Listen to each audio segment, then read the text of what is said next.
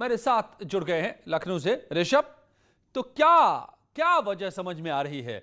अब जिस तरीके से निशाना भी साध दिया है मृत्युंजय कुमार जी ने, जो सीएम के मीडिया सलाहकार हैं, क्या माना जाए कि इसमें भी एक राजनीति की शुरुआत हो गई है कि कहां रहेगा मुख्तार अंसारी?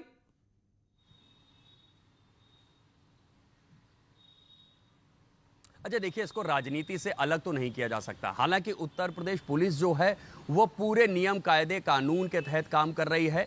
जो तरीका होता है, मुख्तार अंसारी के खिलाफ लखनऊ में अभी एक मुकदमा दर्ज हुआ है धोखाधड़ी की गंभीर धाराओं में, जिसमें निष्क्रांत संपत्ति पर अवैध कागजातों से कब्जा करके अवैध निर्माण कराने का आरोप है। अवैध निर्माण गिरा भी दिया गया, गंभीर धाराओं में FIR दर्ज है।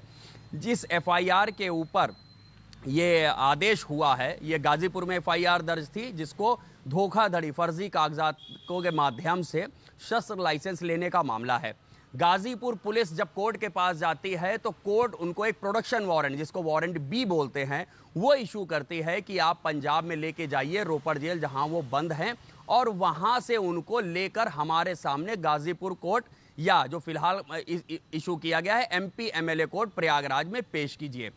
तो जब गाजीपुर पुलिस वहां पर पहुंचती है अपना प्रोडक्शन वारंट लेकर के, तो वो दिखा देते हैं कि ये देखिए 13 अगस्त का हमारे पास एक आदेश है, और रोपड़ के जो सिविल सर्जन है, सिविल हॉस्पिटल के जो हेड हैं, उन्होंने कमेटी गठित की थी और उस कमेटी ने बताया है कि मुख्तार अंसारी को स्लिप डिस्क की शिकायत है, मुख्तार अंसारी टाइप 2 डायबिटीज़ के मरीज हैं और मुख्तार अंसारी रिकरेंट डिप्रेशन के शिकार भी हैं। तो कुल मिला के डायबिटीज़ भी है, डिप्रेशन भी है, स्लिप डिस्क भी है, इतनी बीमारियों के नाम गिना दिए गए कि मुख्तार अंसारी इस वक्त कहीं भी आने जाने के लायक नहीं है। फिलहाल 3 महीने तक उनको स्ट्रिक्ट बेड रेस्ट की सलाह दी गई।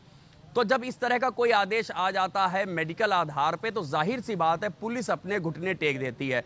लेकिन पंजाब सरकार को भी देखना चाहिए, अगर इसमें कहीं कोई हेरफेर किया जा रहा है, कहीं किसी नियमों का या मेडिकल का फ़ायदा उठा के मुख्तार अंसारी को लाभ देने की कोशिश की जा रही है, तो इसको उचित नहीं माना जाना चाहिए। चूंकि अपराधी अपराधी होता है, चाहे वो हमारी स्टेट का हो या आपकी स्टेट का हो। और साफ तौर पे ऋषभ, जिस तरीके से अचानक से ये तबीयत खराब की बात सामने आई है, मेडिकल बोर्ड ने सर्टिफिकेट दे दिया और सीएम के मीडिया सलाहकार ने निशाना साध दिया, तो राजनीति से इनकार नहीं। लेकिन बड़ा सवाल तो यही है कि डर गया क्या यूपी के जेल से और यूपी की सरकार से अब मुख्तार अंसारी? देखना होगा कब तक बच पाता है। मगर हापुड़ में गुड़िया के गुनहगार को 22 दिन के भीतर सजा मिली है। साफ है यूपी में जो अपराध करेगा उसे कड़ी सजा मिलेगी, यह संदेश बेहद साफ है।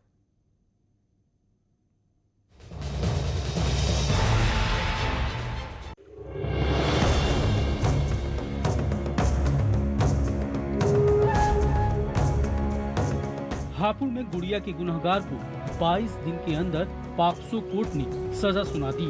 कोर्ट ने 6 साल की मासूम के साथ दरिंदगी करने वाले दरिंदे को मौत की सजा से भी बड़ी सजा दी है।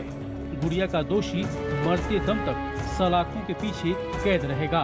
उसे अपनी पूरी जिंदगी जेल में ही बितानी होगी। जब तक उसकी सांस चलेगी तब तक उसे कारागार में ही रहना होगा।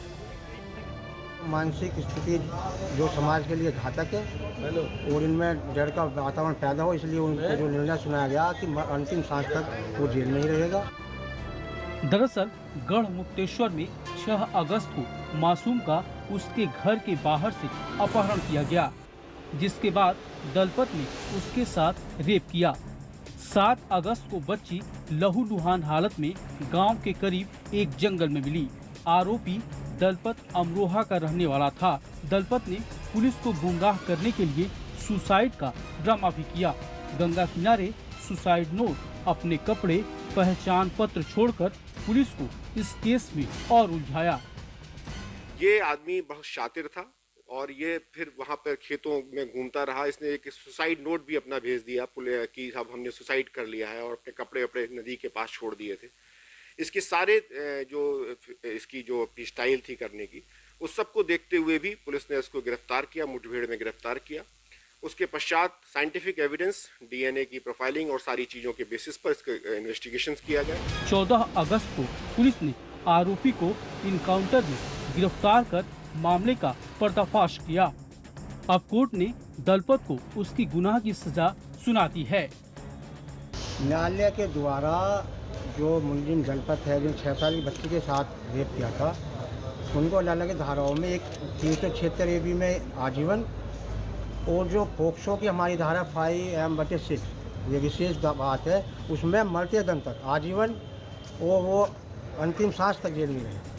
1 सितंबर को आरोपी के खिलाफ पुलिस ने अदालत में आरोप पत्र दाखिल किया, जिसके बाद सभी गवाहों के बयान सोमवार को अदालत ने महज 22 कार्य दिवस में सुनवाई पूरी कर एक नजीर पेश की। और इस केस में विशेष बात ये रही है कि ये वर्किंग डे 5 डे में इसका जजमेंट हो गया। ब्लाइंड केस था, 2 जिलों का पुलिस प्रशासन अमरोहा और हापुड़ आप सबकी जानकारी में ढूंढ रहा था मुलजिम को, सही मुलजिम पकड़ा गया। महिला अपराधों को लेकर सरकार के सख्त निर्देश के चलते हापुड़ पुलिस ने तेजी से कार्रवाई करते हुए इस मामले की मजबूत पैरवी की और दोषी को सजा सुनाई। और लगातार हमने 5 दिन में 18 गवाह पेश किए, जिसमें जो एडिशनल SP श्री सुरेश कुमार मिश्रा ने हमें गवाह मुहैया किया। हापुड़ में कोर्ट के इस फैसले के बाद महिलाओं के साथ साथ अपराध करने वाले अपराधियों में एक डर जरूर पैदा होगा।